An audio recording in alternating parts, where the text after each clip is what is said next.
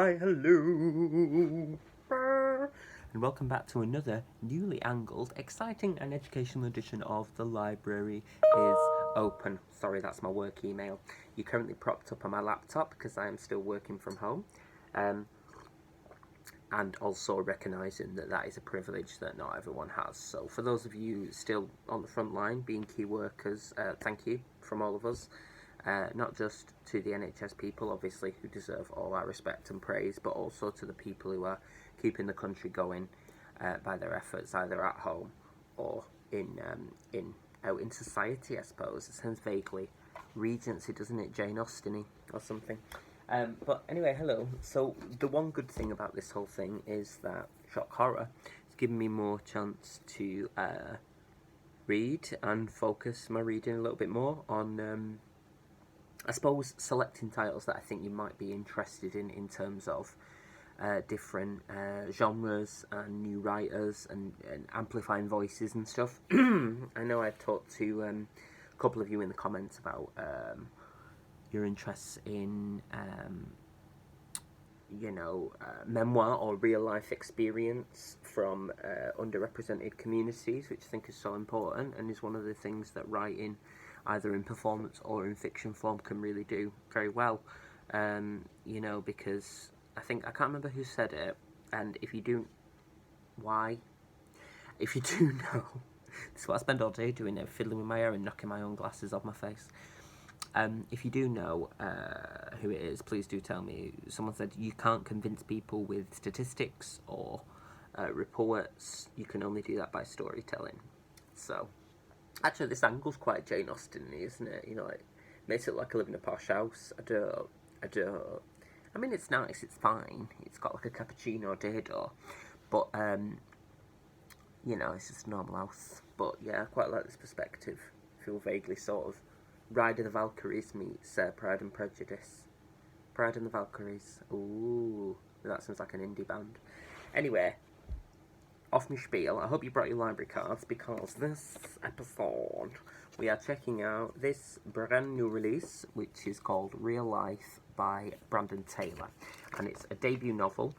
And yes, it came out in 2020. I don't actually know if this has been released in the UK yet, or if I got it offline and it was like an import or something, but I definitely didn't pay import taxes or like postal fees or anything, so I presume it was somebody in the country who already had a copy.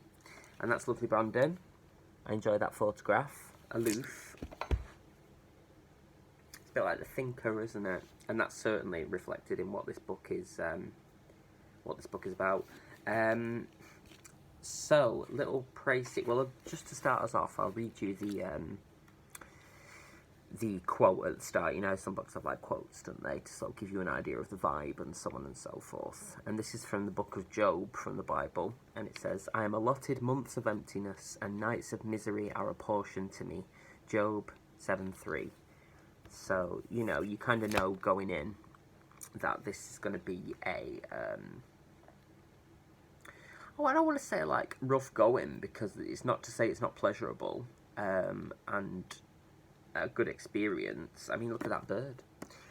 But you're sort of in for a bit of an emotional upheaval, bit of an overhaul, as it were, and that would be true to say of real life. So the plot, such as it is, centres around a biochemistry grad student called Wallace, who works sort of developing things with.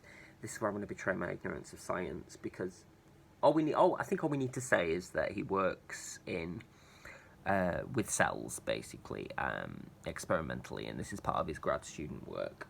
And the whole events take place over one weekend. So Wallace is a black gay man, and he email again. See, they won't leave me alone. I'm kidding. It's probably a meme. No, it won't be. And it's about him and his group of friends over the course of this one weekend. So yes, he's a black gay man, and speaks to that experience in terms of how he relates to other people, criticisms and things that are levelled against him, and just, I suppose, the the day-to-day of living as within, rather, a society which is prone to othering in terms of, be that on race, sexuality, gender identity, so on and so forth, you know, and everybody's experience of that is intersectional and completely different.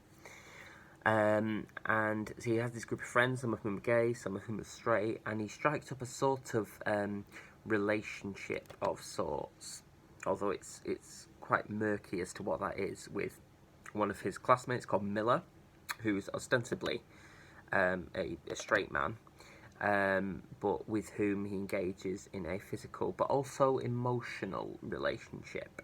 Again, you have to remind yourself constantly that this takes place over the course of one weekend, because, you know, while not a lot sort of happens in terms of, what would be the word, you know, events, plots, so on and so forth, in the traditional sense, a lot goes on for the characters in terms of how they, sorry, I'm just trying to close this so I don't keep bleeping, how they relate to one another, and how they talk about their own experience, and so on and so forth. So, I mean, that's kind of the plot.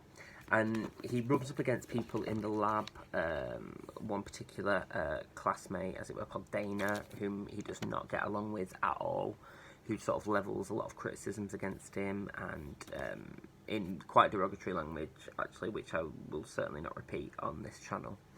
And yeah, it's very much a novel of thinking, and I think that's why the title is, well, what it is. Real life, in terms of the real life is about these small moments of minutia that make up an existence or an experience of a life. So it's sort of about him coming to terms with his past. There's some quite harrowing moments in this. I have to say that before you go, oh, okay, that sounds like something I want to engage with. A sort of content warning, if you will. I don't say trigger warning, because I think that's been unfairly co-opted by people who mean it in a jokey way. Well, it's actually an important thing. But content warning, this does contain quite a lot of violence in places. Literary violence, but violence nonetheless. And also scenes of sexual abuse and discussions of underage sexual assault. So that's to beware. What's interesting is that it's written in the third person, and then for one moment we get one particular chapter, very small chapter, where Wallace talks about his past. We get it in the first person, which is actually quite interesting, and it sort of shows you that a corner has been turned in a way. It's when he decides to open up to Miller, sort of post-coitally, I think it is, and he's discussing his past, which he hasn't really discussed with anyone before. It's a very complex relationship with his parents, obviously because of their awareness of this abuse that he went through as a child, which they, I don't want to say they sanctioned, but they didn't stop. You know, and then you found this out quite early, by the way, so it's not a spoiler. His father dies, and he doesn't go to the funeral because he's got this sort of weird work-life balance thing, where I think what the author's saying is he's trying to make sense of what feel like the war inside of his identity, and the way to do that is pouring himself into his work, but that is also affected by that. So, for instance, when he has this, he's treated badly by, as I say, the co-worker Dana, who then reports him to his supervisor and claims that he's a misogynist. Whereas, you know, he has experienced both racism and homophobia at her hands, and some pretty horrible language, actually, it has to be said. I don't want to give you this impression that this is like a sort of violently confrontational book, but there's a visceral quality to it in terms of Brandon Taylor, the writer, very much calls it as it is in his use of terminology and so on and so forth. So, so yeah, there's that, and Wallace is in some ways completely frustrating as a character, and also completely relatable as a character in the sense that as you're going through and seeing him come up against things and so on and so forth, you sort of begin to discern where the patterns are in his life that have led to this moment. I suppose with regard to like the violence of his life, which is allowed to become a sort of language by which he communicates, and that's reflected both in his upbringing and also in his relationship with Miller, which has moments of, again, violence, but it's that complicated sort of violence that's sort of wrapped up in what is love, what is emotional openness, and so on and so forth, and it gets very muddy around that. There's also what I really did quite enjoy in this as well is there's an interesting discussion with all the friends. They get together at just wet my whistle. They get together at like a sort of dinner party, but it's not really a dinner party, it's like a gathering, and they're talking about relationships, and one of his friends has confided in Wallace that his boyfriend of 7 years is on they don't mention it by name, but it's Grindr, a gay, they call it a dating app, let's call it what it is, it's a sex app, and Wallace brings this up at the table because he knows that his friend isn't able to bring this up, and everyone then sort of turns on Wallace, and then there's this really interesting discussion with another character, Roman, who's a sort of minor character, who's a Frenchman, who dates one of the friends, who's a horrible character, really, really horrible, but at the same time I'm like, oh, you're supposed to hate him, who sort of talks, I mean, he's clearly a racist in the book as well, not only from sort of Wallace's perceptions, but also from just the way he's described in his actions, you can infer that. And he sort of talks about monogamy versus polygamy and so on and so forth, and there's that really interesting discussion between all of them about what relationships look like, and how they're structured and what works for people and so on and so forth, which reminds me a lot of discussions that I've had with people IRL, which means in real life, if you were born any time after 1994, apparently, which I was, so I had to Google it. I was thinking of TRL. Do you remember Total Request Live? It used to be on MTV or something. And actually, in some ways, that sort of exemplifies the whole book, I guess, because it's like a concentrated study of a myriad of relationships, and I don't just mean emotional or sexual ones, but relationships with the self, relationships with the past, these little grinding sand granule moments that make up a life, and how they rub against each other to create an experience, and I think that probably explains why the whole thing takes place over the course of a weekend. Because, well, at first glance, you're a bit like, God, this is only 2 days. It's like 320 odd pages or whatever. But I think that's more to do with how we're used to stories unfolding in terms of, we have an idea based on a dominant narrative that exists in the world of, oh, okay, this is how fast TV moves, this is how fast events move, because we have to keep hold of our audience and keep them plot point, plot point, plot point, plot point. And, there is some merit, who am I?